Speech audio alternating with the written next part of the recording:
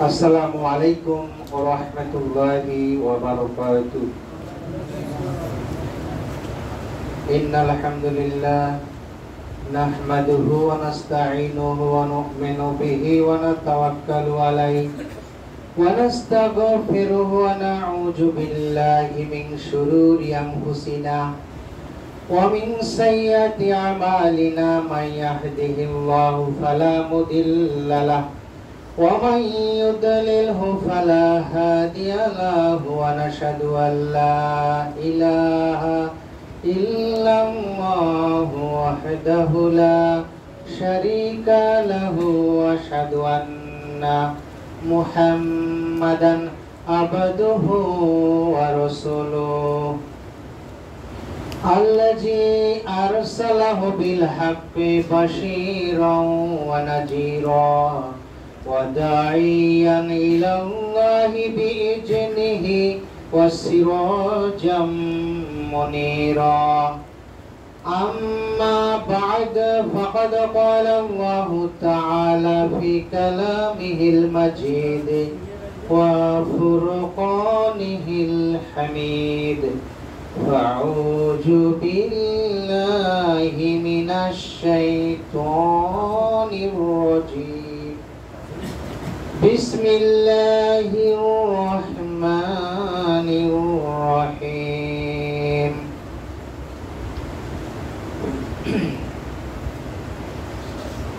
قل إنما أنا بشر مثلكم يوحى إلي أنما إلهكم إله واحد فمن كان يرجو لقاء ربه فليعمل عملا صالحا ولا يشرك بعبادة ربه أحدا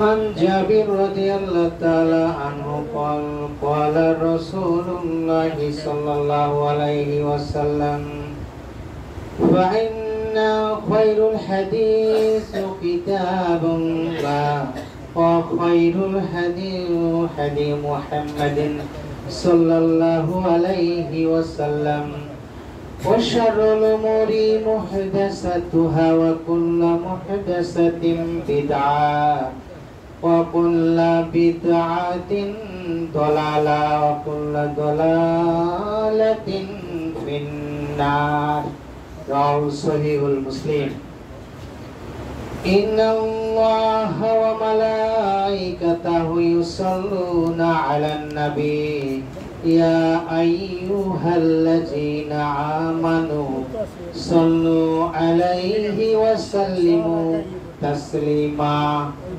اللهم صل على محمد وعلى آل محمد كما صليت على إبراهيم وعلى آل إبراهيم إنك حميد مجيد اللهم بارك على محمد وعلى آل محمد كما باركت على إبراهيم وعلى آل إبراهيم إنك حميد مجيد صلى الله عليه وسلم اللهم صل وسلم على نبينا محمد صلى الله عليه وسلم ربي زدني علما ربي اشرح لي صدري ويسر لي أمري واحلل عقدة من لساني يفقهوا قولي الله أكبر كبيرا الحمد لله كثيرا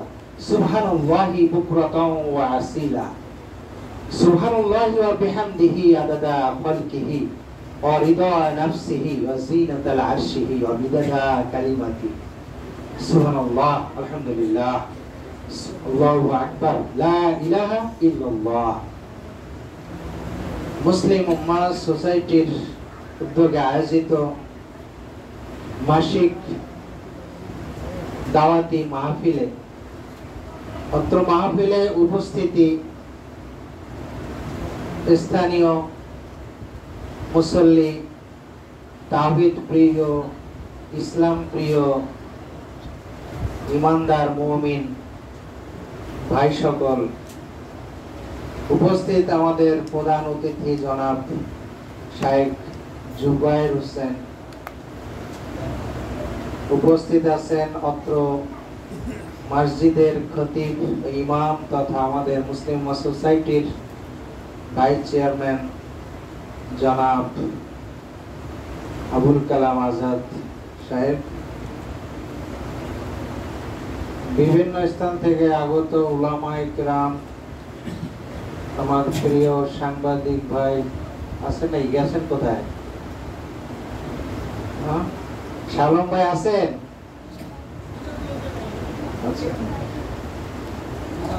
এবং সকল প্রাণপ্রিয় উপস্থিতি, পর্দার অন্তরালে যারা এখানে উপস্থিত নাই, আমাদের ব্যবস্থাও আজকে মা বোনদের জন্য ছিল না, তো বাইরে যারা বাড়ি থেকে হয়তো শুনতে সমস্যা, তদুপরি প্রত্যেকের প্রতি আমার আন্তরিক শুভেচ্ছা, ইসলামের তাহিয়া। আসসালামু আলাইকুম ওয়া রাহমাতুল্লাহি ওয়া বারাকাতুহু। আসসালামু ক্বাবলাল কালাম, কথার শুরুতে সালাম দিতে হবে অবশ্যম্ভাবী। হাদিসে উল্লেখ হয়েছে, রাসূল সাল্লাল্লাহু বলেছেন, সালাম না দিলে তাকে তোমরা কোনো কিছু বলার বা তোমাদের সাথে কথা বলার বা যে কোনো কাজের অনুমতি দেওয়া যাবে না। এটা সালাম বিনিময় বাধ্যতামূলক করতেই হবে, যদিও এটা বড় সুন্নাত, তারপরেও বাধ্যতামূলক করা হয়েছে বিভিন্ন ক্ষেত্রে। আমরা এখানে যারা উপস্থিত হতে পেরেছি, মহান রব্বুল আলামিনের দরবারে সবাই জানাই লাখো কোটি শুকরিয়া, সবাই বলে আলহামদুলিল্লাহ। মসজিদ আল্লাহর ঘর, তদুপরি দ্বীনি মজলিস, পৃথিবীর শ্রেষ্ঠ মজলিস হচ্ছে দ্বীনি মজলিস, আর শ্রেষ্ঠ স্থান হচ্ছে মসজিদ। দুনিয়ার শ্রেষ্ঠ স্থান জান্নাতের টুকরা, জান্নাতের একটা স্থান বা বাগান বা কিছু জায়গা, এটা হচ্ছে মসজিদ। তো এখানে যারা আমরা উপস্থিত হওয়ার সৌভাগ্য অর্জন করতে পেরেছি, আল্লাহ যাদেরকে তৌফিক দান করেছেন, তাদের আমাদেরকে সবাইকে ঘিরে রেখেছে ফেরেশতারা, এবং আল্লাহর রহমতের চাদর দ্বারা আমাদেরকে আচ্ছাদিত করে রেখেছে। মজলিসের শেষ ব্যক্তি যখন এখান থেকে চলে যাবে, সবাইকে আল্লাহ এই ফেরেশতারা সাক্ষী দিবেন এবং তাদের জন্য গুনাহ মাফের আবেদন করবেন। আল্লাহ সুবহানাহু ওয়া তাআলা প্রত্যেককেই তখন কি করবেন? ক্ষমা করে দেবেন। বলেন সুবহানাল্লাহ। আলহামদুলিল্লাহ হচ্ছে আফদালুদ দুআ। আলহামদুলিল্লাহ, আলহামদুলিল্লাহ হচ্ছে সর্বশ্রেষ্ঠ দোয়া। আলহামদুলিল্লাহ তামলাউল মিজান। মিজান, মিজান কখন হবে? হাসরে। প্রত্যেকের পাপ এবং পুণ্য, সওয়াব ও গুনাহ মেজারমেন্ট হবে, মাপ দেওয়া হবে। এটাকে বলে মিজান, ব্যালেন্স, পাল্লা, ভারসাম্যতা। তো আলহামদুলিল্লাহ তামলাউল মিজান, আলহামদুলিল্লাহ কি করে? মিজানের পাল্লাকে পরিপূর্ণ করে দেয়, কোনো ফাঁকা থাকে না। ফুল টু দি ব্রিম। এই যে আষাঢ়ের শ্রাবণের যেমন নদীগুলো ভরপুর হয়ে যায়, কানায় কানে পরিপূর্ণ, মিজানের পাল্লাকে এভাবে আল্লাহ ভরে দিবেন। কি বলে? একবার আলহামদুলিল্লাহ বলে। আলহামদুলিল্লাহ আমরা ঘন ঘন বলবো তো ইনশাআল্লাহ। সর্বক্ষেত্রে আলহামদুলিল্লাহ। ভালো থাকলে আলহামদুলিল্লাহ, খারাপ থাকলেও আলহামদুলিল্লাহ। শ্বাস প্রশ্বাসে প্রতি কদমে আমরা কি বলবো? আলহামদুলিল্লাহ। আল্লাহ শুকরিয়া জ্ঞাপনের অনেক অনেক বাক্য আছে।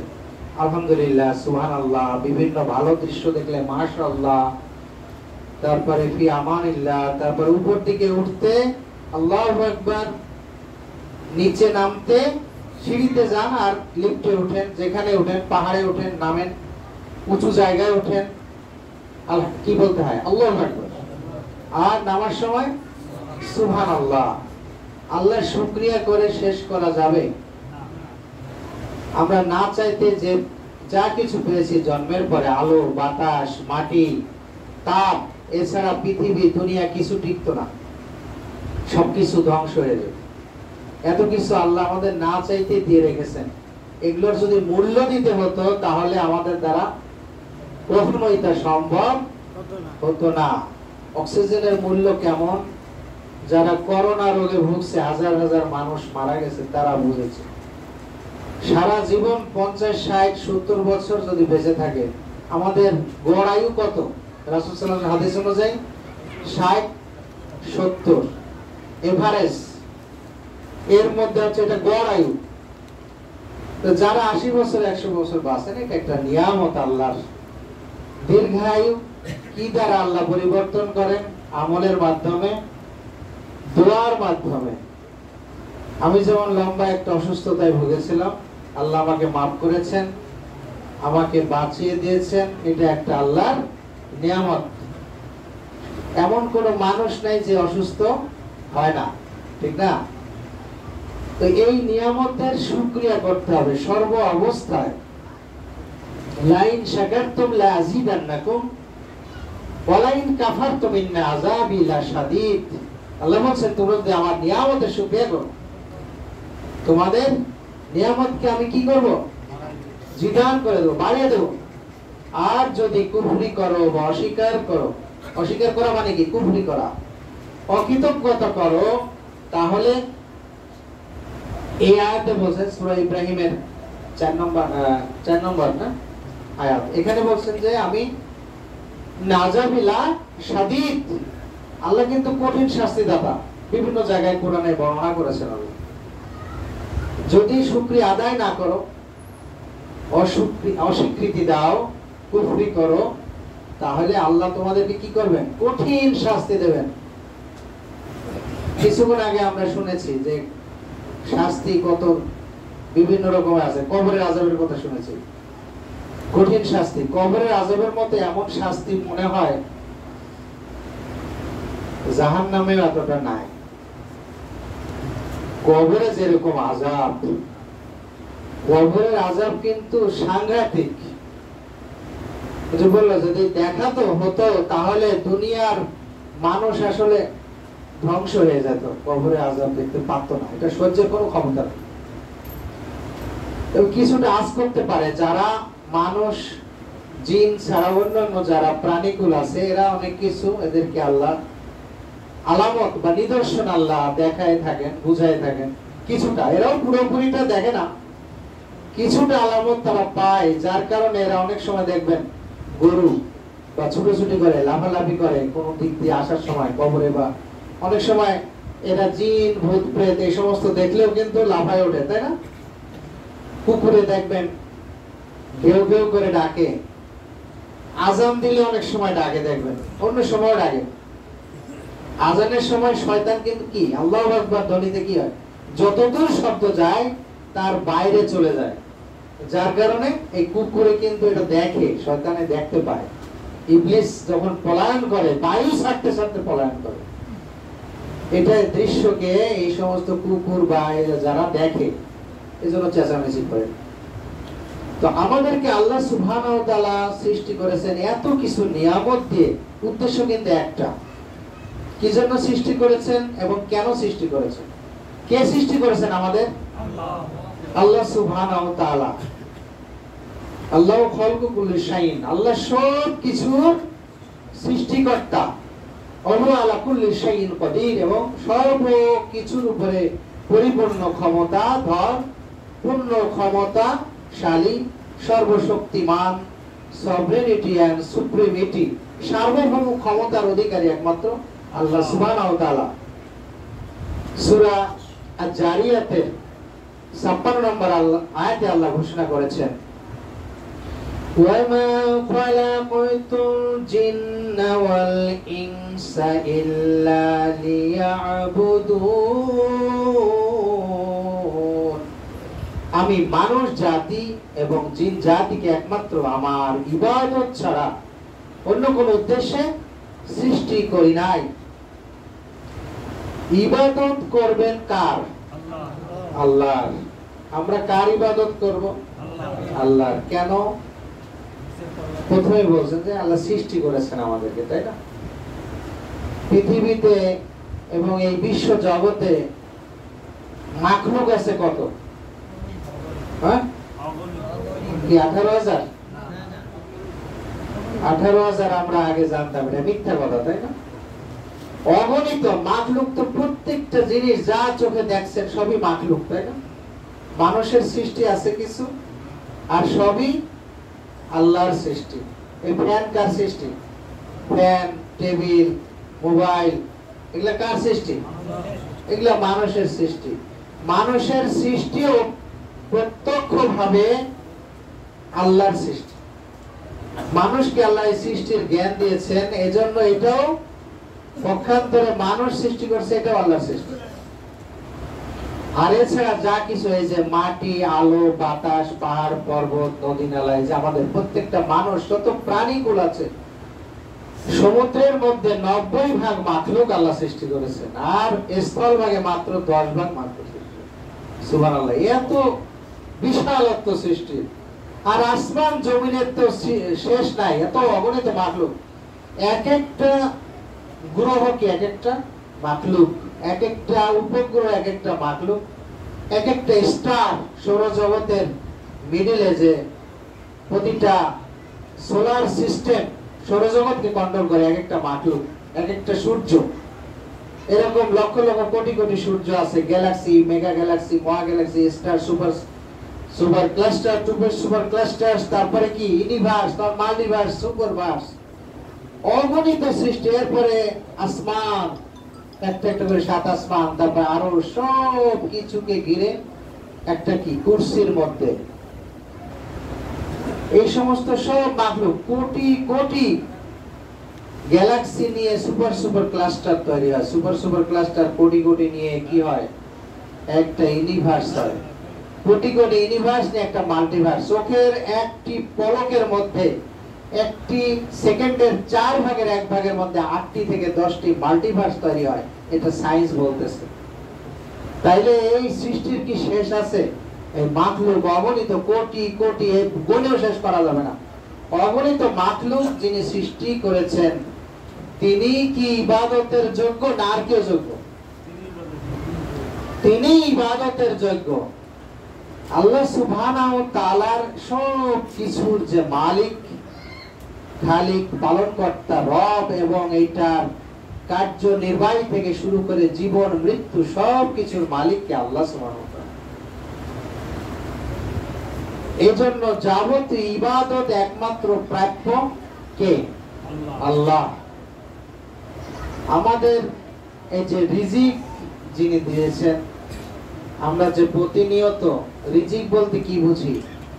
আমাদের যে ইনকাম, রিজিকের ন্যূনতম অবস্থান হচ্ছে এই যে আয় রুজি, যেটা আমরা ইনকাম করি। আর এর সর্বোচ্চ নিয়ামত হচ্ছে শারীরিক সুস্থতা। সুস্থতা সবচেয়ে বড় নিয়ামত। সুস্থ না থাকলে তো আপনি ইনকাম করতে পারবেন না, পারবেন? এজন্য আল্লাহ যাকে সুস্থতা দান করেছেন, এটা হলো সবচেয়ে বড় নিয়ামত সর্ব অবস্থায়। এজন্য আমরা ইবাদত একমাত্র আল্লাহর করব। সর্বক্ষেত্রে আল্লাহকে একত্ব, একক সত্তা হিসাবে বিবেচনা করা এবং তার জন্য যাবতীয় ইবাদত করাকে বলে কি? তাওহীদ, একত্ববাদ। তাহলে আমরা যে ইসলাম মানি, আমরা কি ধর্ম মানি? ইসলাম। ইসলাম মানে কি? ইসলাম মানে শান্তি, ঠিক না? শান্তি হলো পরের কথা। আগে শান্তি অর্জিত হতে হলে কি হতে হবে? ইসলাম মানে কি? আত্মসমর্পণ। ইসলাম মানে কি? আত্মসমর্পণ। আত্মসমর্পণ করে প্রত্যেকটা মুসলিম মানে আত্মসমর্পণকারী, আনুগত্যশীল, সারেন্ডার করে, কমপ্লিটলি সারেন্ডার টু কি? আল্লাহ। আসলামতু লিরাব্বিল আলামিন। সমগ্র এই যে ইউনিভার্স, মাল্টিভার্স, সুপারভার্স, সমস্ত বিশ্ব জগৎ সবকিছু একটা কুরসির মধ্যে। কিসের মধ্যে? কুরসি মানে কি? একটা আসন বা চেয়ার, মনে করেন একটা চেয়ার, এর নিচে ভিতরে সবকিছু কি আছে? আসমান, জমিন, এই সাতটা আরশ সমেত সবকিছু কুরসির নিচে। ভুল বললাম? ওয়াসিয়া কুরসিয়ুহুস সামাওয়াতি ওয়াল আরদ। একটা কুরসির ভিতরে সবকিছু, আসমান জমিন সবকিছু কি পরিবেষ্টন করে আছে। একদিক থেকে না, চতুর্দিক থেকে। সমস্ত ইউনিভার্স, মাল্টিভার্স, জগৎ সমূহ কি গোলাকার না? চতুর্দিকে সবকিছু গোল। তার প্রমাণ আমরা দেখছি, পৃথিবী গোল হয়ে ঘোরে, পৃথিবী নিজেই গোলাকার, সূর্য গোলাকার, প্রতিটি গ্রহ গোলাকার, তাই না? আসমান চতুর্দিকে পরিবেষ্টন করে আছে। এইদিকে বাংলাদেশ, পৃথিবীর অপর সাইডে কি? এখান থেকে ডাইরেক্ট লম্ব আকারে 90 ডিগ্রি অ্যাঙ্গেলে যদি আমি 8000 মাইল এই পাশ থেকে ওই পাশে যদি যাই, কাকে পাবো? আমেরিকা পাবো, তাই তো? আমেরিকার উপরে আসমান আছে না? আমাদের উপরে আসমান আছে। তার মানে চতুর্দিকে আসমান আছে না নাই? আছে। তো চতুর্দিক থেকে আসমান সমেত আরশ এইভাবে চতুর্দিক থেকে আছে। আরশ সমেত আসমান, জমিন সবকিছু কুরসির ভিতরে। এটা আয়াতুল কুরসির যে আয়াতটা আমি পড়লাম, ওয়াসিয়া কুরসিয়ুহুস সামাওয়াতি ওয়াল আরদ। এই কুরসি হচ্ছে সবকিছুকে পরিবেষ্টন করে আছে। এই কুরসির উপরে আল্লাহ পা রেখেছেন, বলেন সুবহানাল্লাহ। আমার আল্লাহ মহা পবিত্র। আমরা যা কিছু চিন্তা ভাবনা করি তা থেকে তিনি মহা পবিত্র। আমরা কি চিন্তা করি? আল্লাহ সব জায়গায় আছে, বলি না? কি বলি কি বলি না? আল্লাহ সর্বত্র বিরাজমান। এই আকীদা কি ভুল না সঠিক? কেন ভুল? প্রমাণ করে দিবেন। এই যে আমি এই সায়েন্স দিয়ে বর্ণনা করলাম, কি পাইলাম শেষে?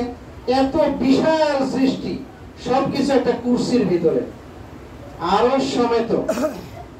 আল্লাহ বলছেন আর রহমানু আলাল আরশি ইস্তাওয়া। দয়াময়। হ্যাঁ, দয়াময় মানে কি? রহমান, করুণাময়, পরম দয়াময় আল্লাহ কোথায়? আরশি ইস্তাওয়া। ইস্তাওয়া মানে উঠেছেন উপরে, আরশের উপরে।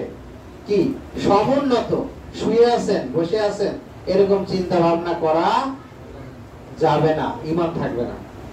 এটাই ভাবতে হবে, কুরসি মানে পা রাখার স্থান, যার উপরে আল্লাহ সমুন্নত পা রেখেছেন। সুবহানাল্লাহ। যদি বলি সর্বত্র, তাইলে আল্লাহকে তো সব জায়গায় আনা হলো, কিন্তু আল্লাহ তো সব কিছুর ঊর্ধ্বে, তাই না? আল্লাহ যখন ইবলিসকে নামাই দিল দুনিয়ার বুকে, তখন কি বলেছেন? তোমরা নিচে নেমে যাও। আদমকে যখন নামাই দিলেন আলাইহিস সালাম, আল্লাহ কি বললেন? তোমরা নিচে নেমে যাও। তাইলে আল্লাহ কোথায়? উপরে না নিচে? উপরে। আল্লাহ কি সব জায়গায়? আল্লাহ কোথায়? যে আকীদা বিশ্বাস করবেন যে আল্লাহ সর্বত্র বিরাজমান, তাহলে ঈমান থাকলো তার? আল্লাহর উপরে কি দেওয়া হলো? দোষারোপ করা হলো, আল্লাহকে সীমাবদ্ধ করে দেওয়া হলো। প্রত্যেকটা স্থানে খারাপ জায়গায় আল্লাহকে ঢুকানো হলো, ভালো জায়গায় আল্লাহকে ঢুকানো হলো। টয়লেটের মধ্যে আল্লাহকে ঢুকানো হলো, বোতলের মধ্যে আল্লাহকে ঢুকানো হলো।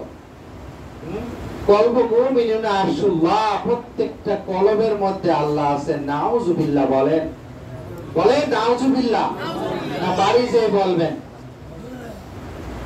আরশ, আল্লাহর আরশ কি এত ছোট? এখন কি পাইলেন? এই যে আরশ কি কত বড় বিশাল, এগুলার বর্ণনা দিতে পারবো না। সায়েন্স বলছে সামান্য আমাদের সৌরজগতের শেষ সীমায় যেতে 1 আলোকবর্ষ সময় লাগে, আর এক একটা আসমানে যেতে লাগে সময় কত?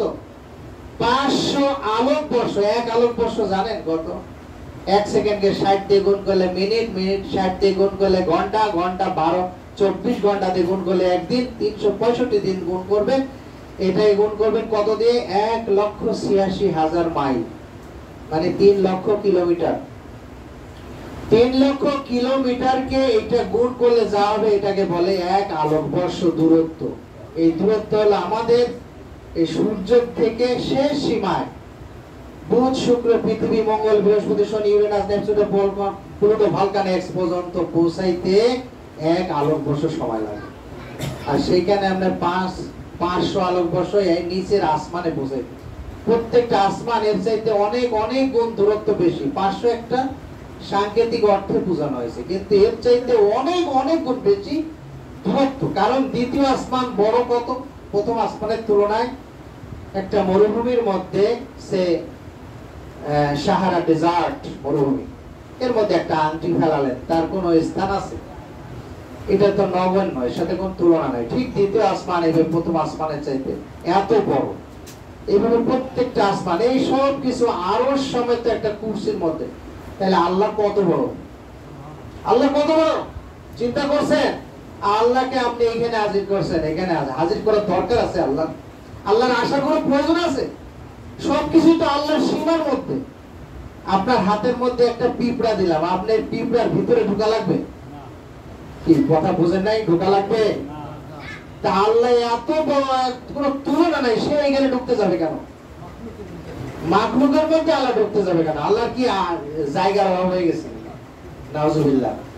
আল্লাহর জ্ঞান সর্বত্র বিরাজমান। জ্ঞান, আল্লাহর দর্শন, আল্লাহর চিন্তা ভাবনা, আল্লাহর রহমত, আল্লাহর বরকত সর্বত্র বিরাজমান। কিন্তু আল্লাহর অস্তিত্ব আছে না? আল্লাহর অস্তিত্ব আছে না? নাই, অস্তিত্ব আছে। সায়েন্স বলছে যার অস্তিত্ব আছে তার আকার আকৃতি আছে। বিজ্ঞান বলতেছে, এখন আপনি আমি যদি আহাম্মকের মতন বলি, বিজ্ঞানে বিশ্বাস না করি, এই বোতলের কি আকার আকৃতি আছে না? পানির আকার আকৃতি আছে না? নাই। পানির কেমন বলে? পানির আকার আকৃতি কেমন বলে? পানির মতন আকার আকৃতি। পানির আকার আকৃতি যদি প্রশ্ন করা হয়, বলবেন যে পানি যে পাত্রে থাকে সেই পাত্রের আকার ধারণ করে। বোতলের মধ্যে আছে, পানি বোতলের মতো দেখায়। একটা গামলার মধ্যে রাখলে পানিকে গামলার মতো দেখায়। পুকুরের মধ্যে যদি থাকে পুকুরের মতো, নদীর মধ্যে নদীর মতো, সাগরের মধ্যে সাগরের মতো। আল্লাহকে কি এইভাবে মাপবেন? আল্লাহ কি দেখছে কেউ? আল্লাহর আকার আকৃতি আছে, কেননা আল্লাহ বর্ণনা করেছেন কোরআনের মধ্যে। মানে কি? তিনি সবকিছু দেখেন, সর্বদ্রষ্টা, সর্বশ্রোতা। সামি মানে সর্ব কি শোনেন, শ্রোতা, সর্বশ্রোতা, সবকিছু শোনেন। বাসির, সবকিছু দেখেন। আল্লাহর চোখ আছে, আল্লাহ বলেছেন, কিন্তু আল্লাহর কান আছে না? নাই। আছে। কোথায় আছে? আল্লাহ শোনেন, কিন্তু এই কান আছে এই কথা লেখা নাই কোন জায়গায়। আল্লাহ কান কেমন আল্লাহ ভালো জানেন। আল্লাহর কান, আল্লাহ শোনার জন্য এরকম কান প্রয়োজন নাই। কেমন তা আল্লাহ ভালো জানেন। আল্লাহর আকার আকৃতি কেমন? আল্লাহর যেমনটি প্রয়োজন ঠিক তেমন। আর আল্লাহ নিরাকার বললে কোন আকীদা হবে? এইটা ভুল আকীদা। কারণ এই আকীদা হচ্ছে হিন্দুদের আকীদা। হিন্দুদের প্রত্যেকটি ধর্মগ্রন্থে লেখা আছে কি প্রতিমা নাস্তি, সৃষ্টিকর্তার কোনো আকার নাই, নিরাকার। বুঝছেন? তো প্রত্যেকটা জায়গায় ইহুদি, খ্রিস্টান বা যাটাই বলেন, ইহুদি বা জিউস, নাসারা বা খ্রিস্টান বা কি খ্রিস্টিয়ান, তাই তো?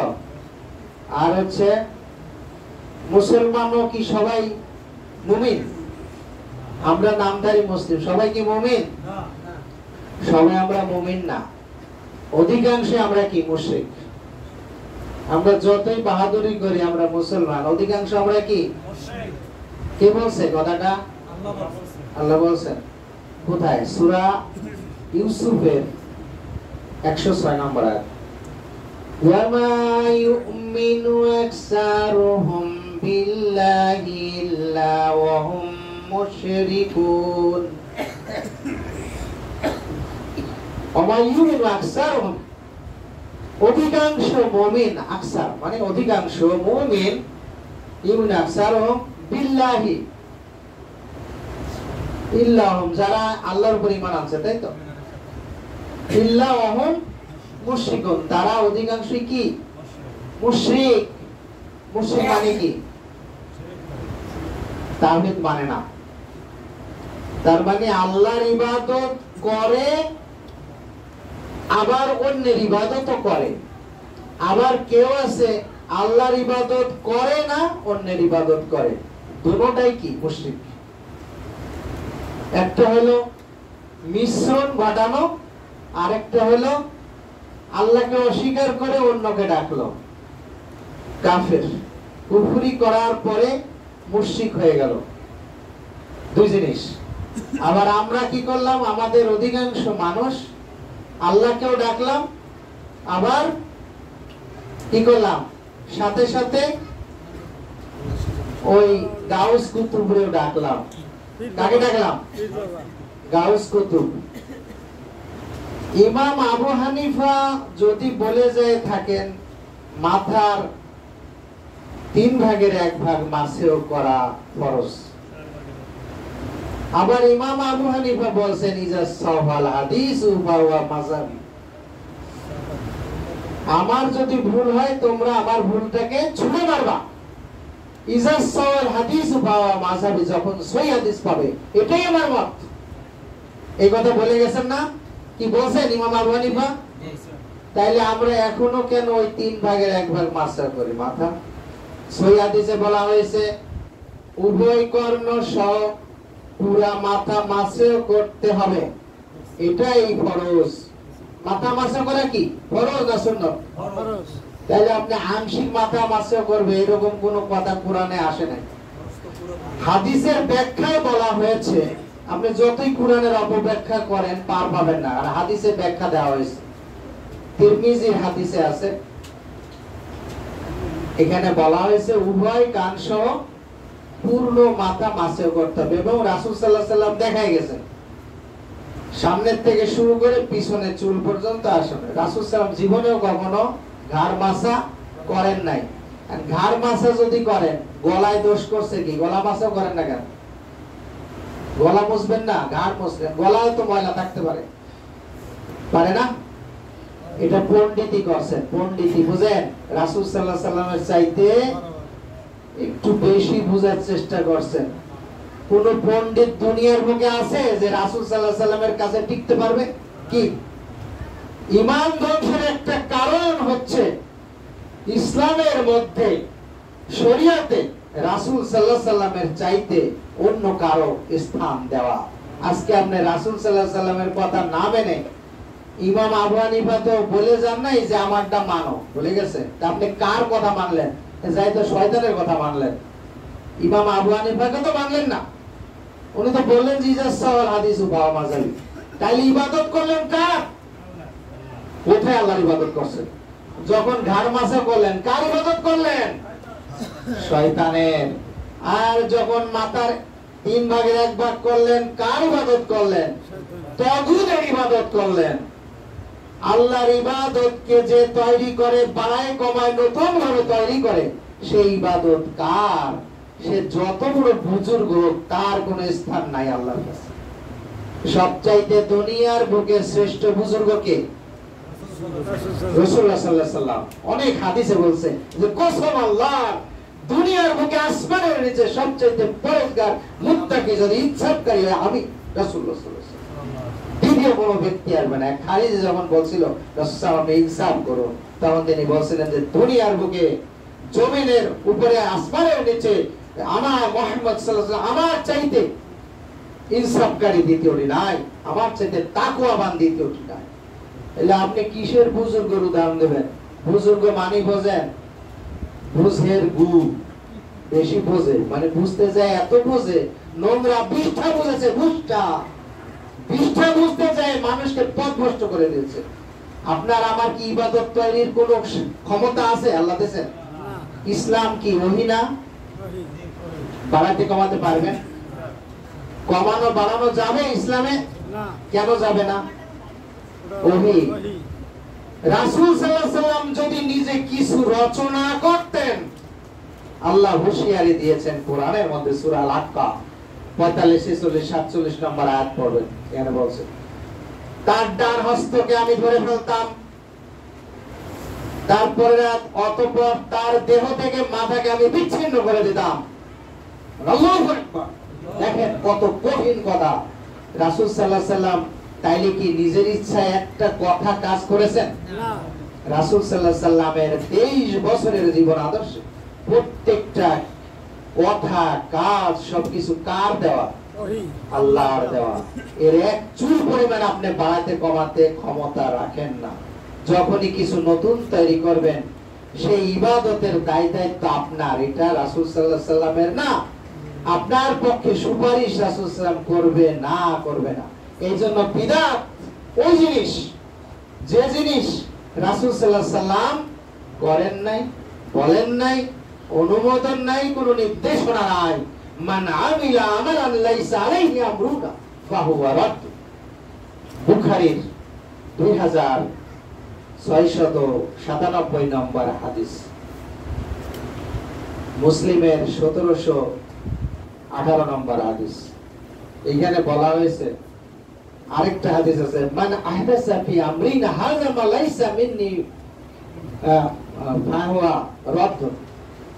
যে দিনের মধ্যে কেউ নতুন কিছু করলো, সেইটা যা দিনের মধ্যে না, এটা বাতিল, এটা চলবে না, প্রত্যাখ্যাত। এমন কোন কাজ কমানো বাড়ানো, সুন্নাহর স্থানে নতুন কিছু করা, বা দিনের মধ্যে কোনো অনুমোদন নাই, রাসূল বলেন নাই, করেন না, এমন কোন কাজ করলে সেটাই বিদআত। সুন্নতের স্থানে সুন্নতটা না করাও বিদআত। সুন্নত না করলে তো অন্য কিছু করেন, যেমন কাতারে কি করেন? ফাঁক রাখেন।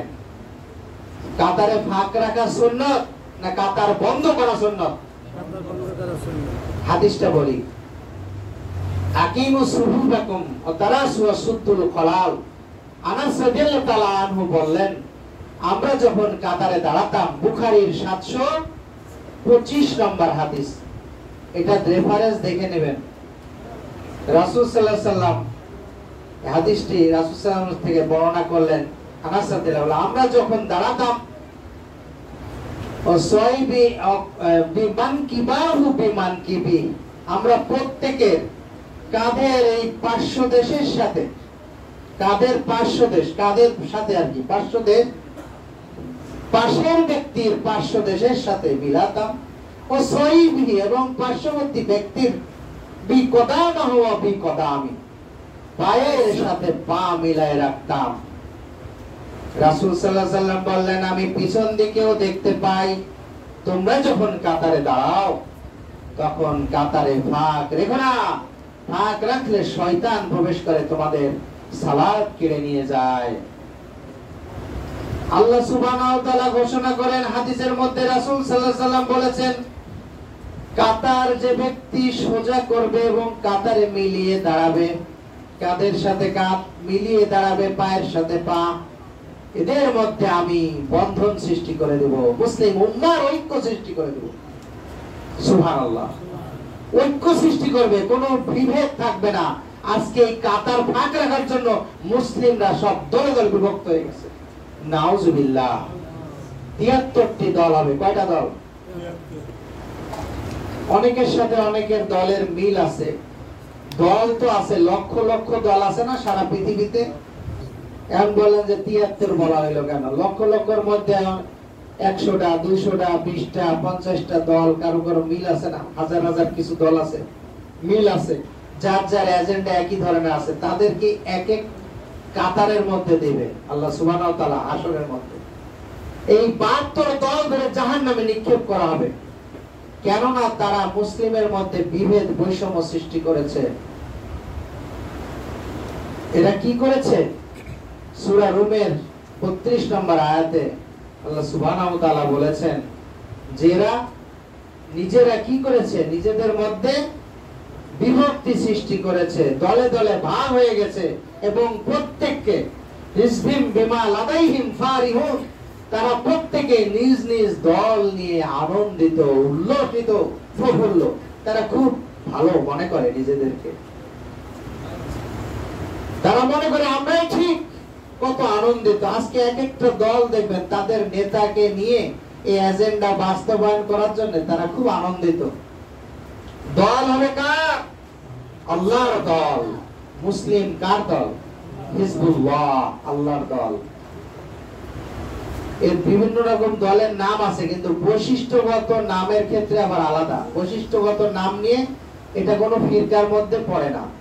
যারা যারা নতুন নতুন বিভিন্ন দলের নামে নামকরণ করেছে সেইটা হলো ফিরকা, এবং যার সাথে কুরআন সুন্নাহর সিরাতুল মুস্তাকিমের সাথে বিচ্ছিন্ন ঘটেছে এই মূল নীতির সাথে। প্রথম হলো আকীদায় সমস্যা, দ্বিতীয় হলো আমলে সমস্যা। আকীদায় সমস্যা থাকলে কোনো কিছুতেই আপনার রক্ষা হবে না। আপনি যদি প্রত্যেকদিন লক্ষবার সিজদা দেন, আপনি তো লক্ষবার আল্লাহকে সিজদা দিলেন, আপনি বলবেন যে আমি মুসলিম, আল্লাহকে সিজদা করছি, আবার ওইদিকে বললেন যে আল্লাহ সব জায়গায় আছে, তাহলে হলো? তাহলে ওমা ইউমিনু আকসারুহুম বিল্লাহি ইল্লা হুম মুশরিকুন, ওই আয়াতের মধ্যে চলে গেলেন। কুল হাল নুনাব্বিউকুম বিল আকসারিনা আমালা আল্লাযীনা দাল্লা সাইয়ুহুম ফিল হায়াতিদ দুনিয়া ওয়া হুম ইয়াহসাবুনা আন্নাহুম ইহসিনুনা সুনআ। সূরা আল কাহফের 103, 4, 105, 106 নম্বর আয়াত, খুব ভয়ঙ্কর আয়াত এগুলো।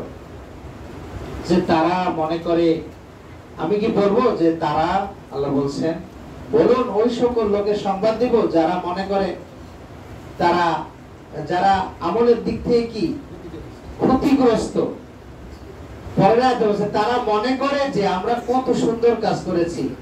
বালাগাল উলা বিকামালিহি কাসাফাদ দুজা বিজামালিহি হাসুনাত জামিউ খিসালিহি সাল্লু আলাইহি ওয়া আলিহি।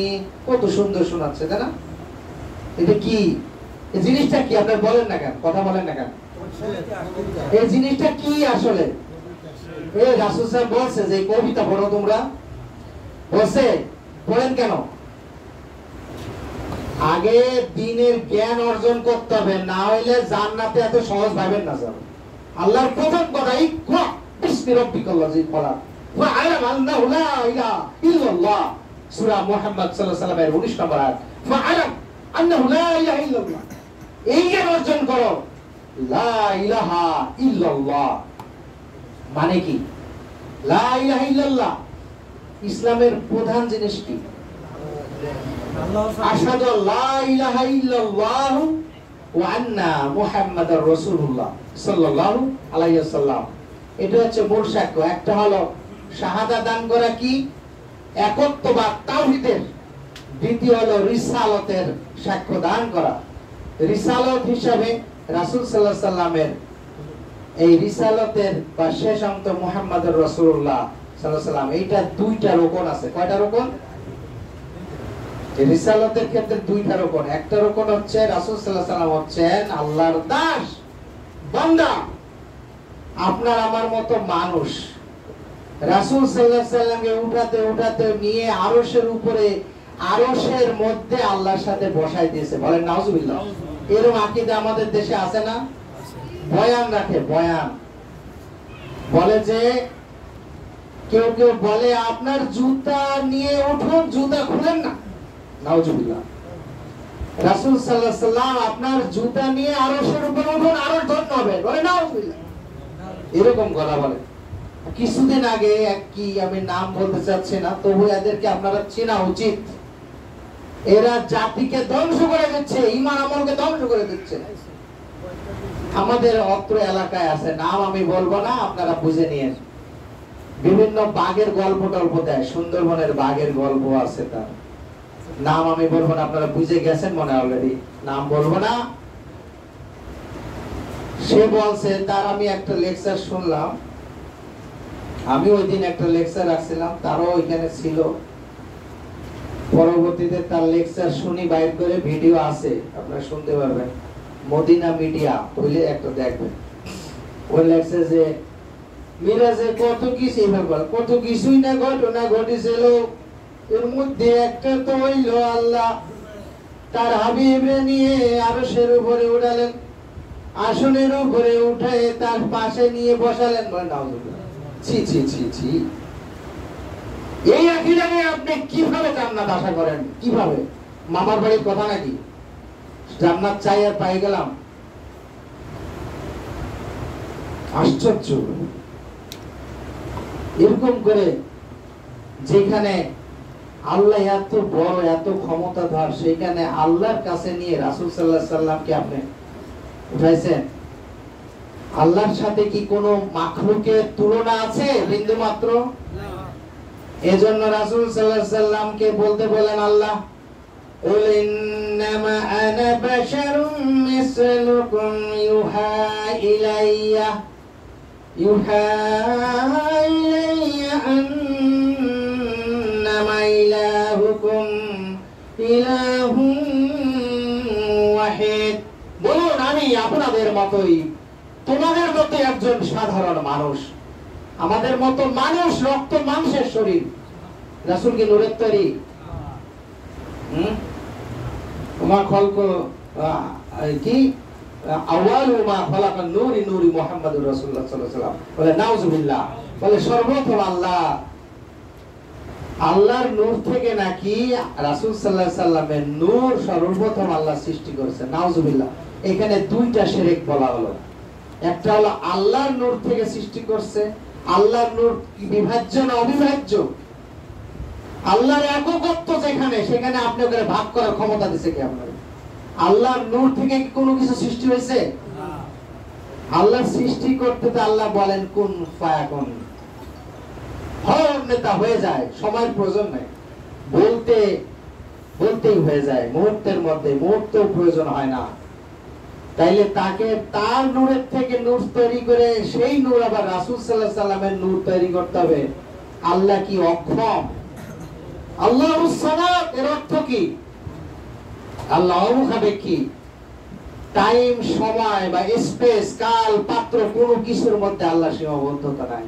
সীমাবদ্ধতা এটা হলো আমাদের জন্য। আমাদের এই পৃথিবীতে 24 ঘন্টায় একদিন রাত, তাই না? ওই সূর্যের সবচেয়ে কাছে বুধ গ্রহে দিন রাত হয় 12 ঘন্টা বা 10 ঘন্টা। আর আমাদের বুধ পরে শুক্র হয় কয় ঘন্টা? 18 ঘন্টা। পৃথিবীতে 24 ঘন্টা। এরপরে দিগন্তরাতে মঙ্গল গ্রহে 48 ঘন্টা। এখানে সময়ের একটা বাইন্ডিংস আছে প্রত্যেকটা জগতে। রাসূল সাল্লাল্লাহু আলাইহি সাল্লাম যখন মিরাজে যান, আল্লাহ কিভাবে নিয়েছেন? মুহূর্তের মধ্যে। কারণ এই স্পেস, টাইম, স্থানকাল, কাত্র অমুখাপেক্ষী একমাত্র আল্লাহ। তিনি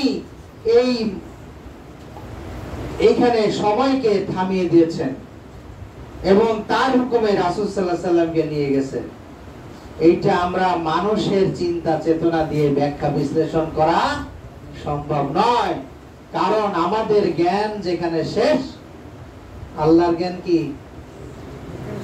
সেখানে শুরু। এটা কি আমরা মাপতে পারবো? মেজারমেন্ট আছে? এই মোবাইলের কি মাপার যোগ্যতা আছে? মোবাইল কে আবিষ্কার করছে তার? এটা তো কিছুই যায় না। আর আমাদের তো কিছু জানি, আমাদের জীবন আছে। এরপরে আমরা আল্লাহ সম্পর্কে কি জানি? কতটুকু? যতটুকু জ্ঞান দেওয়া হয়েছে, তাই তো? প্রত্যেকটি বিষয়। তাইলে রাসূল সাহেব বললেন, আমি তোমাদের মতো একজন কি মানুষ। পার্থক্য কি তাহলে? শুধু কি মানুষ? মানুষের মধ্যে মহামানব, শ্রেষ্ঠ মানুষ। কেন শ্রেষ্ঠত্ব? তার গুনাহ নাই, নিষ্পাপ, পবিত্র। তিনি পবিত্র, কিন্তু মহাপবিত্র নন। মহাপবিত্র কে? আল্লাহ। আল্লাহর আসমা আর সিফাতের ক্ষেত্রে সব সময় হচ্ছে সর্বোচ্চ অবস্থান, মহা শব্দটা লাগাতে হবে।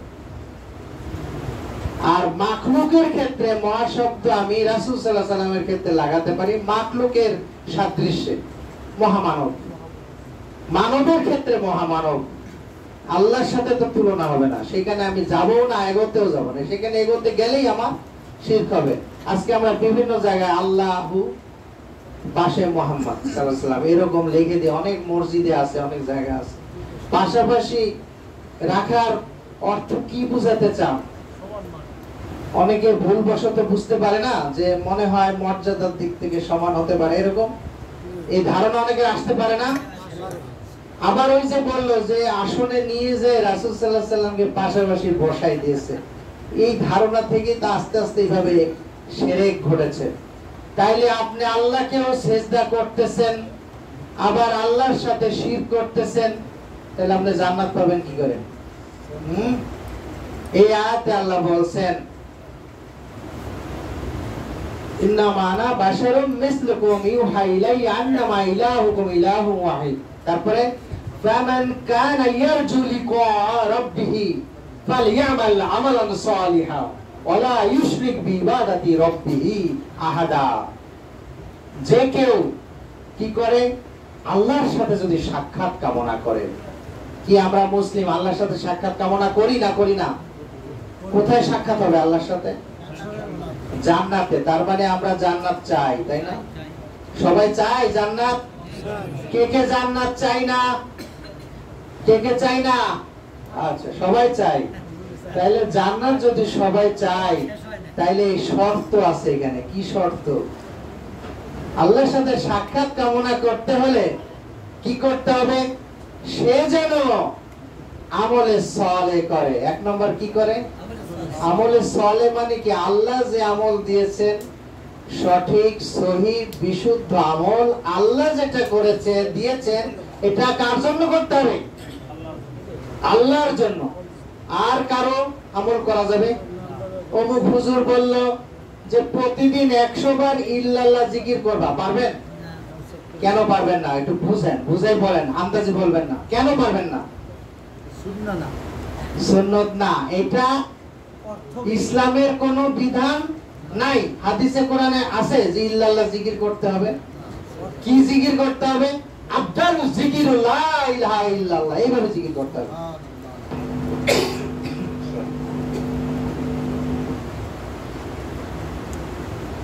সর্বোত্তম জিকির লা ইলাহা ইল্লাল্লাহ, এটা একসাথেই করতে হবে, ভাঙতে পারা যাবে না। কেননা রাসূল সাল্লাল্লাহু আলাইহি ওয়াসাল্লাম ভেঙে দেখান নাই, এই জন্যই আপনি আমি পারবো না। তাইলে যে ব্যক্তি ইল্লাল্লাহ জিকির তৈরি করলো, সে ব্যক্তি কি? তাগুত। বলেন কি? তাগুত। কেন তাগুত? সীমা লঙ্ঘনকারী। ইন্নাল্লাহা লা ইউহিব্বুল মুতাদিন, নিশ্চয় আল্লাহ কি করেন না? সীমা লঙ্ঘনকারীকে পছন্দ করেন না। সীমা লঙ্ঘন যে করলো সে আল্লাহর উপরে কি করলো? জুলুম করলো, শিরক করলো তো অবশ্যই, এবং নিজে ইবাদত তৈরি করার জন্য তাগুতে পরিণত হলো। তাগুত হচ্ছে সবচাইতে বড় মুশরিক। তাগুত যেমন জালিম তেমন মুশরিক। ফেরাউন তাগুত ছিল, তার মানে এখন কি তাগুত নাই? এখন কি ফেরাউনের অভাব আছে? এখন ফেরাউনের সংখ্যা আরো বেশি বেশি। আমি কিন্তু রেফারেন্স দিয়ে কথা বলছি, কেউ যদি গায়ে লাগে আমার কিছু করার নাই। আমি বানায় কথা একটা বলবো না ইনশাআল্লাহ, রেফারেন্স দিয়ে বলছি। ওই যে আফজালুজ জিকির হচ্ছে লা ইলাহা ইল্লাল্লাহ। তাইলে রাসূল সাল্লাল্লাহু আলাইহি ওয়াসাল্লাম বলতেন, হাদিসে আল্লাহ বলাইতেন যে আফজালুজ জিকির ইল্লাল্লাহ ইল্লাল্লাহ, তা বলতেন যে ইল্লাল্লাহ বলা যাবে, একসাথে বলতে হবে। আর মর্মার্থ বোঝার জন্য আপনি ভেঙে মর্মার্থ বুঝতে হবে। এটা জ্ঞানের ক্ষেত্রে আপনি ভেঙে বুঝতে পারবেন, কিন্তু ইবাদত করার ক্ষেত্রে, জিকিরের করার ক্ষেত্রে ভাঙতে পারবেন না। লা ইলাহা ইল্লাল্লাহ, লা মাবুদা বিহাক্কিন ইল্লাল্লাহ, আল্লাহ ছাড়া কোনো মাবুদ নাই। লা ইলাহা মানে কি? মাবুদ তো আছে অনেক, লক্ষ লক্ষ কোটি কোটি অগণিত মাবুদ আছে।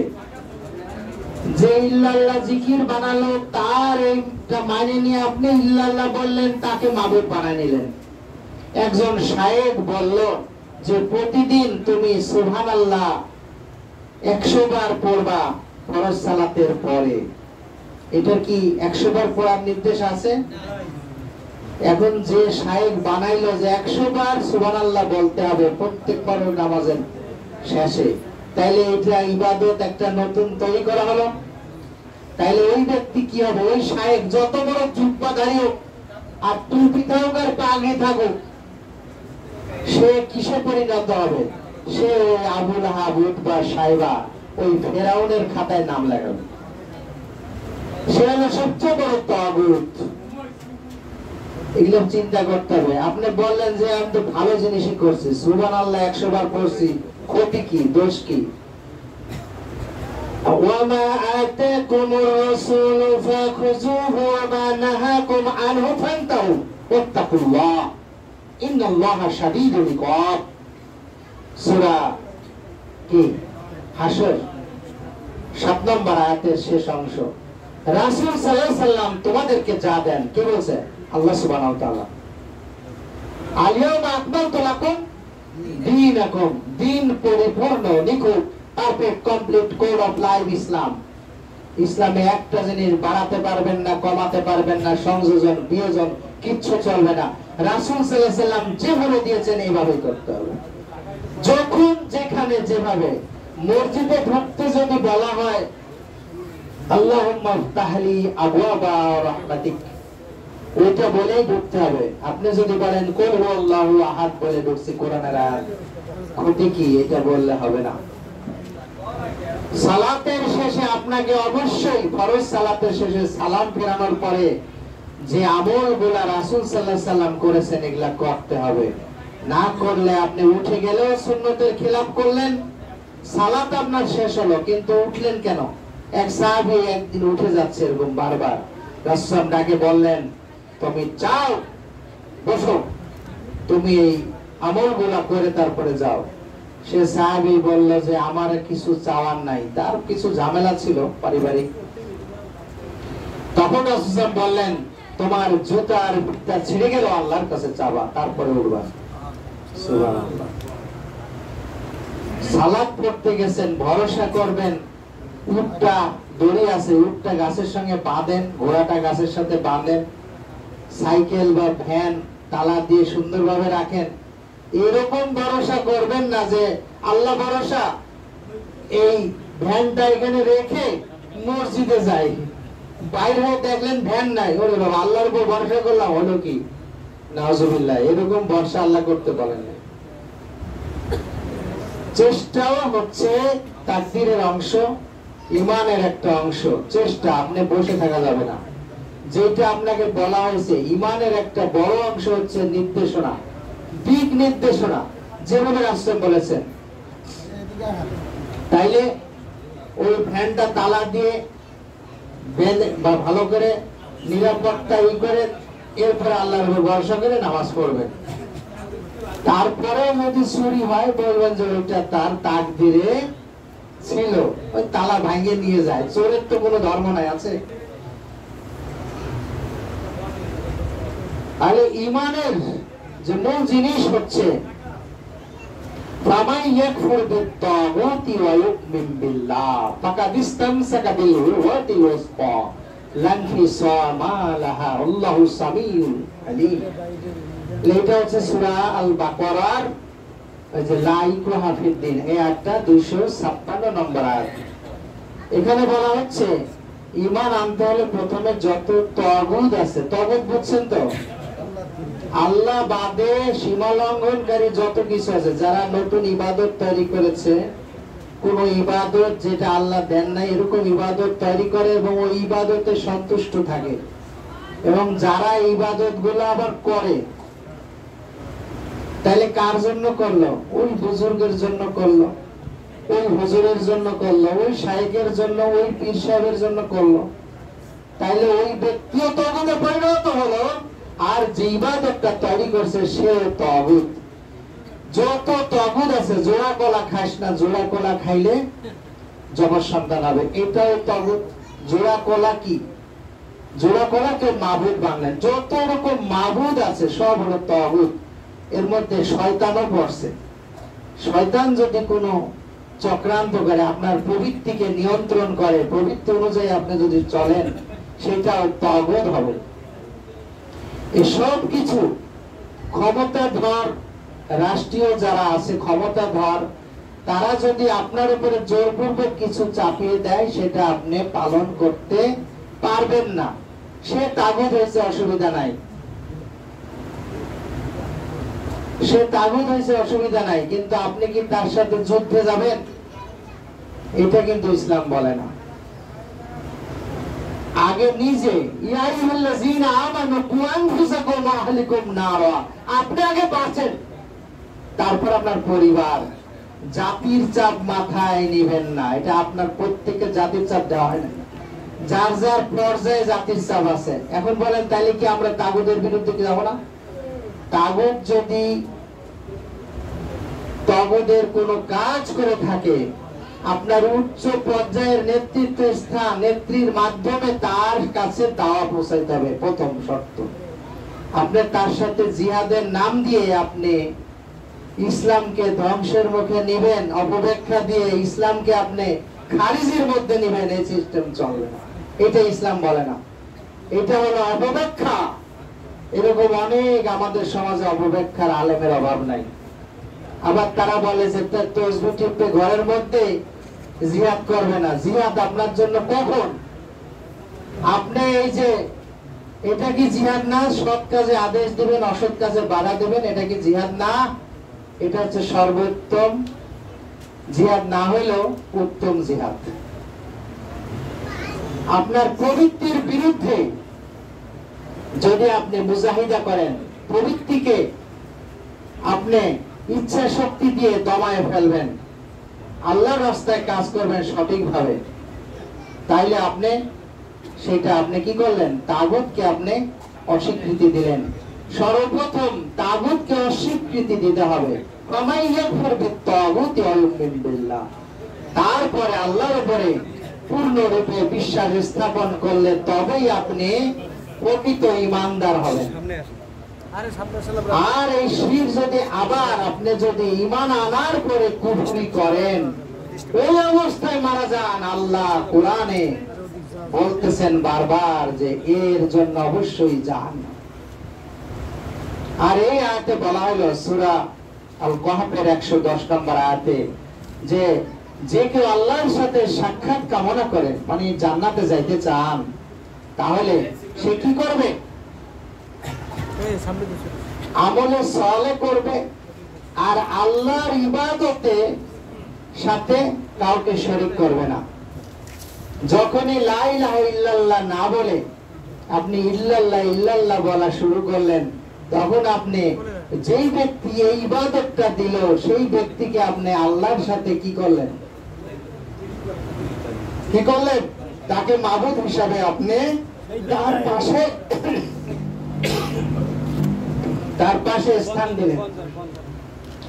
তার মানে আপনি মুশরিক হয়ে গেলেন। বুঝাইতে পারলাম? বুঝাইতে পারলাম? কেন মুশরিক হলো?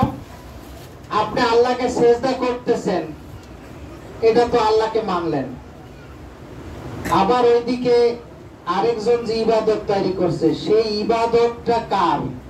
এটা আল্লাহ দেয় নাই। এই ইবাদতটা যেহেতু আল্লাহ দেন নাই, এই ইবাদতটা করলেন, তাইলে ওই ইবাদতটা কার জন্য করলেন? আপনি আল্লাহর জন্য করলে তো আল্লাহ এটা গ্রহণ করবে না। যে ইবাদত আল্লাহ দেন নাই, সেটা আল্লাহ গ্রহণ করবে না। আর ওই ইবাদত ওই ব্যক্তির জন্য করেছেন আপনি, যে ব্যক্তি এই ইবাদতটা বানাইলো, তাইলে ওই ব্যক্তিকে আপনি আরেকটা মাবুদ হিসাবে মানলেন। তাহলে আল্লাহ আমাদের আসল মাবুদ, আর ওই ব্যক্তিও মাবুদ। তাহলে মাবুদ কয়টা হলো? যতজনকে এরকম মানবেন তত মাবুদ হয়ে গেল। লা ইলাহা, যত সব মাবুদ আছে আল্লাহ ছাড়া সব হচ্ছে মাবুদ বাতিল। সব কি মাবুদ? বাতিল। কালেমার অর্থ বুঝতে হবে। তাইলে হচ্ছে লাস্টে বলা হচ্ছে ইল্লাল্লাহ, আল্লাহ ছাড়া যত মাবুদ আছে দুনিয়ায় লক্ষ লক্ষ কোটি কোটি সব হচ্ছে বাতিল মাবুদ। লা মাবুদা বিহাক্কিন ইল্লাল্লাহ, আল্লাহ হচ্ছেন একমাত্র সত্য মাবুদ। কালেমার অর্থ কি তাইলে?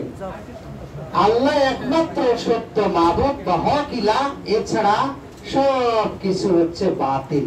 এটা হচ্ছে লা ইলাহা ইল্লাল্লাহর অর্থ। এই অর্থ যতক্ষণ আমরা প্রকৃতভাবে না বুঝবো ততদিন আমাদের ঈমান সঠিক থাকবে না। আর ঈমানকে আমাদের প্রত্যেকটা স্তরে স্তরে সংশোধন করতে হবে। ঈমানের সংশোধনী ছাড়া আমলের এক চুল পরিমাণ কোনো গুরুত্ব নাই আল্লাহর কাছে। ফাহাবিতাত আমালুহুম ফালানুকিমু লাহুম ইয়াওমাল কিয়ামাতি ওয়াজনা।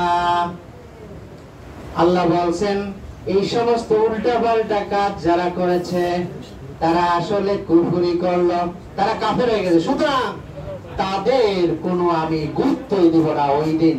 কবে? ওই দিন কবে? ইয়াউমাল কিয়ামাহ, হাসর, ইয়াউমাল আখিরাহ, বিচার দিবস, দি জাজমেন্ট ডে। বিচার দিবসে মালিককে, মালিক ইয়াউমিদ্দিন, বিচার দিবসের মালিককে আল্লাহ সুবহানাহু ওয়া তাআলা। ওই দিন আল্লাহ যদি গুরুত্ব না দেন, আপনার কোন বাবাই গুরুত্ব দেবে? কোন কবরে যাবে আপনার সাথে? খাজা বাবা, হ্যাঁ, না চিশতিয়া কাদেরিয়া বাবা এসে সওয়াল জবাব করবে কবরের মধ্যে? যারা চিশতিয়া তারা বলে, যারা কাদেরিয়া তরিকা তারা বলে খাজা বাবা কাদেরিয়া বাবা এসে আমার সওয়াল জবাব দিবে। বলে নাউজুবিল্লাহ। এর আকীদা আমাদের দেশে আছে। ল্যাংটা বাবার যারা উপাসনা করে, সালা বাবা, বস্তা বাবা, তালা বাবা, সাবি বাবা, আগুনের পূজা আছে না কুমিল্লা ফেনীতে,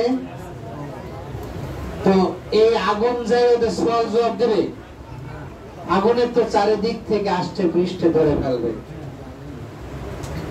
খাজা মঈনুদ্দিন চিশতি কবরে যায় নাকি? যারা চিশতিয়া তরিকা করে তাদের তরিকায় বলা হয়েছে মঈনুদ্দিন চিশতি সওয়াল জবাব দেবে। বলে নাউজুবিল্লাহ।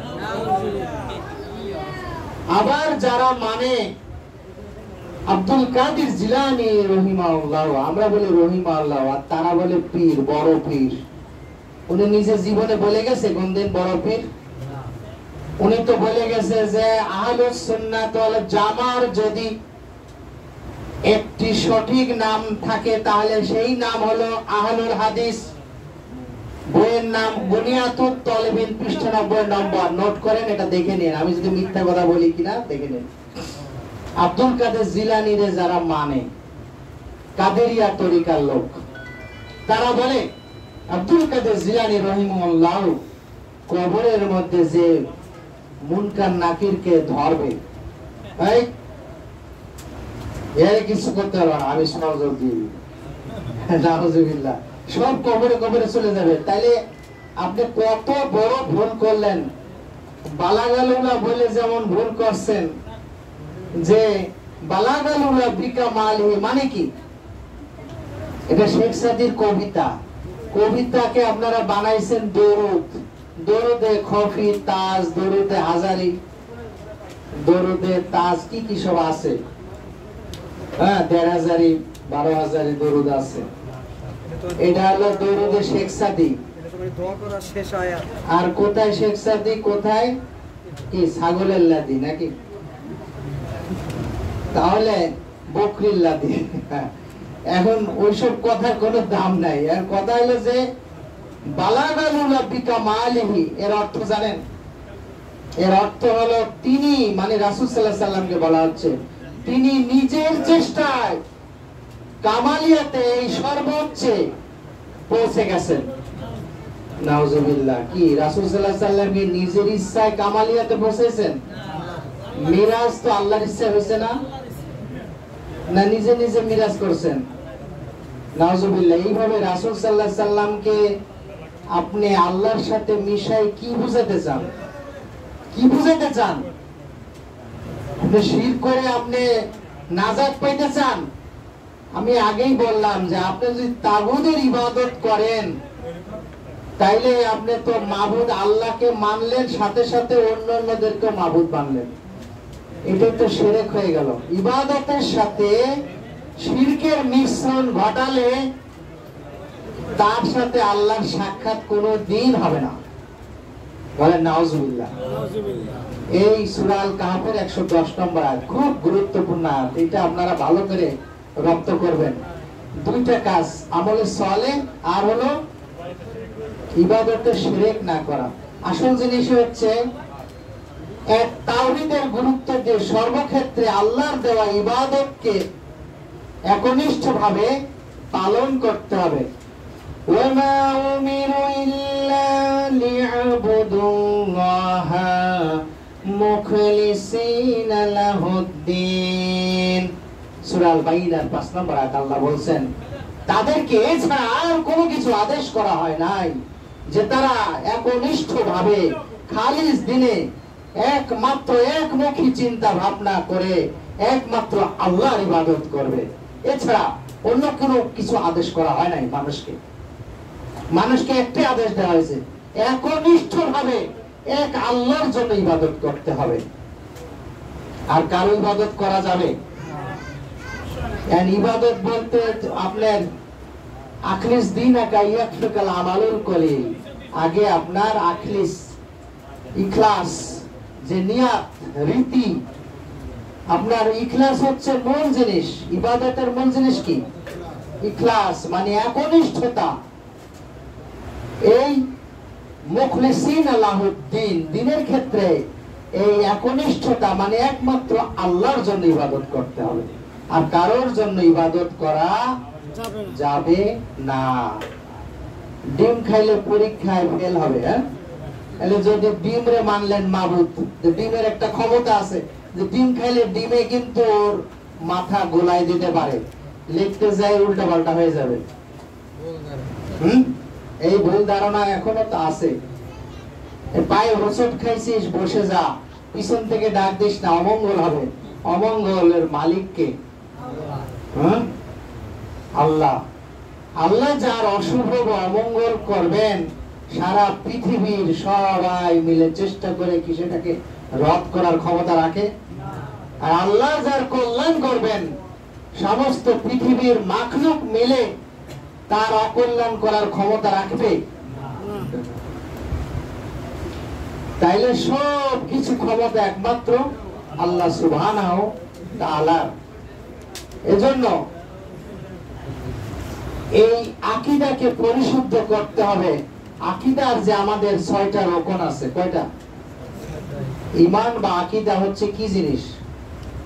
আকায়েদ, ঈমানের যে রকমগুলা, বিশ্বাসগুলা, 6টা বিশ্বাস আছে না? বলেন, আমানতু বিল্লাহি ওয়া মালাইকাতিহি ওয়া কুতুবিহি ওয়া রুসুলিহি ওয়াল ইয়াউমিল আখিরি ওয়া কদরি খায়রিহি ওয়া শাররিহি মিনাল্লাহি তাআলা। তাইলে 1 নম্বর হচ্ছে আল্লাহর উপরে বিশ্বাস, দ্বিতীয় ওয়া মালাইকাত ফেরেশতাদের উপর বিশ্বাস, ওয়া কুতুবিহি কিতাব আসমানি কিতাব সমূহের উপর বিশ্বাস, তারপরে রাসূলি নবী রাসূলগণদের উপরে বিশ্বাস। এই রিসালাতের দায়িত্ব কোরআন সুন্নাহ রাসূল সাল্লাল্লাহু আলাইহি ওয়াসাল্লাম আমাদের জন্য নিয়ে এসেছেন। তাইলে রাসূল তোমাদেরকে যা দেন, ওমা আতাকুমুর রাসূলু ফাখুযু, সেটাকে ধরো, ওমা নাহাকুম আনহু ফান্তাহু, যেটা নিষেধ করেন, ত্যাগ করতে বলেন, সেটা ত্যাগ করবে, বর্জন করবে। আর এই সমস্ত কিছু যখন ত্যাগ করবে, সেই তাগুতকে বর্জন করলে, প্রথমটা যখন ধরলেন রাসূল যা দিয়েছেন এটারে ধরলেই আপনি আল্লাহকে মানলেন 100তে 100। ঈমান 100তে 100ই হতে হবে। আকীদা 100-এর মধ্যে 99 হলে আকীদা সঠিক হবে। আকীদাতে 100% ওকে থাকতে হবে। এখানে 99.99% হলেও হবে না, হবে? তাইলে আকীদা ওই জিনিস, সমস্ত বিশ্বাসগুলো আখিরাতের উপর বিশ্বাস। অনেকে মনে করেন যে মারা গেলে শেষ, কবরের মধ্যে লাশ গলে পচে শেষ, এরপরে বিচার আবার কি, এরকম কারোর মধ্যে সন্দেহ আছে। কেউ কেউ সন্দেহ কিন্তু এখনো করে। তাইলে এটা ঈমান থাকলো না। তারপরে হচ্ছে আমাদের যে তাকদীরের পরিপূর্ণ সর্বকিছু আল্লাহর, ভালো মন্দ যেটাই হোক কার পক্ষ থেকে হয়? আল্লাহর পক্ষ থেকে। যাবতীয় বিশ্বাসগুলোকে সুদৃঢ় বন্ধন, যখন এই গীত দেওয়া বন্ধন করা, আমি যখন সালাতে সবাই কাঁধে কাঁধ পায়ে লাগালাম, তখন আমার আকীদাকে আমি ইবাদতের ক্ষেত্রে প্রথম ভিত্তি হচ্ছে আকীদা, তাওহীদ ভিত্তিক আমল। এই আমলে আমি তাওহীদকে ভিত্তি আমি মজবুত করে ফেললাম, আমার আকীদায় 100 হয়ে গেল। আমি যখন ভাগ করলাম, আমার আকীদা ওইখানে নষ্ট হয়ে গেল। খালি ওই জায়গায় বিদআত হয়, শিরকও হয়ে যায়। আপনি বোঝেন কিছু? শিরক মনে করেন যে খালি ওই শহীদ মিনারে ফুল দিলেই শিরক হবে, আর মূর্তির সামনে পূজা করলেই শিরক হয় না, আর কিছু শিরক হয় না। ওই যে ফাঁক রাখেন, ওইটাও কিন্তু শিরক হয়ে যাবে। ইসলাম বোঝেন, ভালো করে বুঝতে হবে, এত সোজা না জান্নাত পাওয়া। তাইলে ওই যে 1999 জন কোথায় যাবে? জাহান্নাম।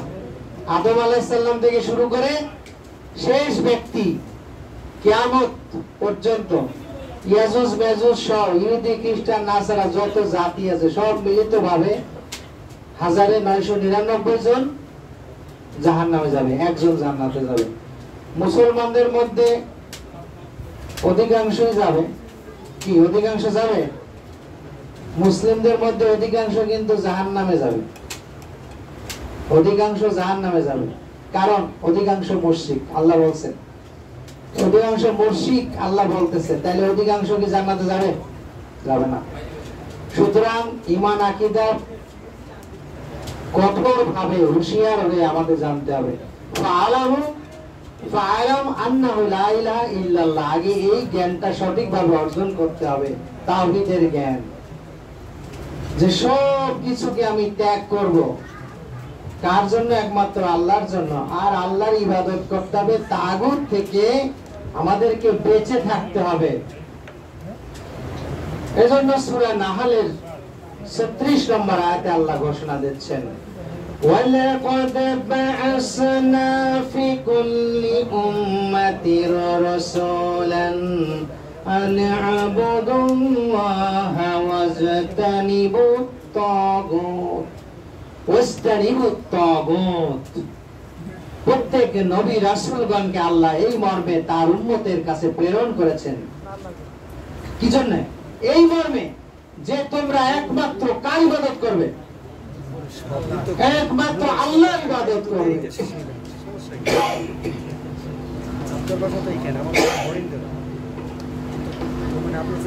একমাত্র আল্লাহর ইবাদত করবে আর তাগুত থেকে বেঁচে থাকবে। তাগুত বুঝেছেন সবাই? তাগুত কি জিনিস? আল্লাহর দ্রোহিতা, সীমা লঙ্ঘন করা, ইবাদতে হোক আকীদায় হোক, সর্বক্ষেত্রে তাগুত। আমলের ক্ষেত্রে, আকীদার ক্ষেত্রে, এখানে আমরা আকীদার ক্ষেত্রে যেমন জোর থাকবে, আমলের ক্ষেত্রেও তদ্রূপ। কারণ আমলের ভিত্তিও দুইটা, একটা হচ্ছে তাওহীদ ভিত্তিক শিরক মুক্ত আমল করতে হবে, দ্বিতীয় ভিত্তি হচ্ছে সুন্নাহ ভিত্তিক বিদআত মুক্ত আমল করতে হবে। আমলের এই দুটা ভিত্তি।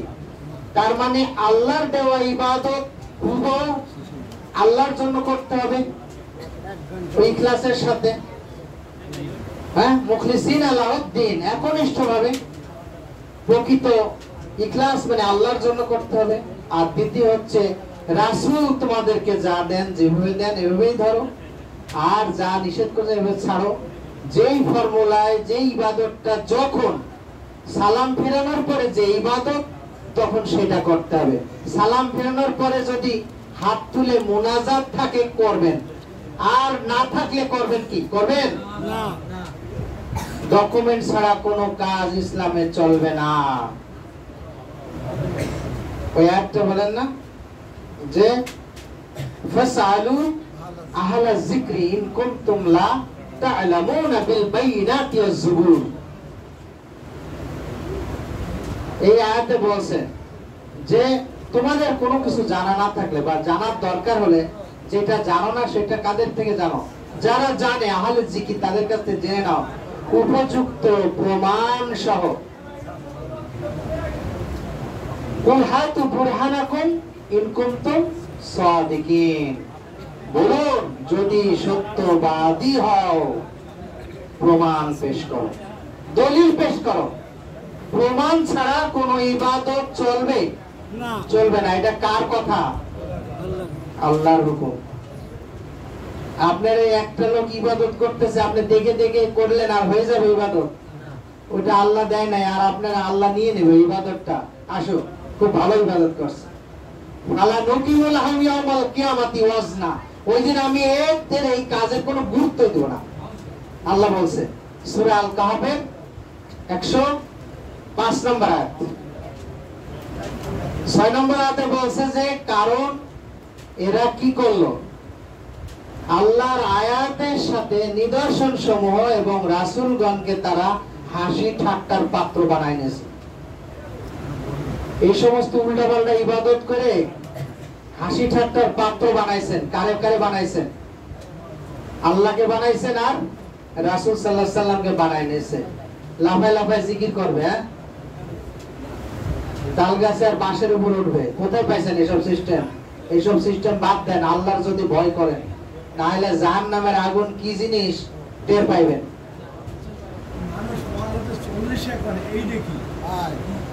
চল্লিশে সব হারাম বিদআত।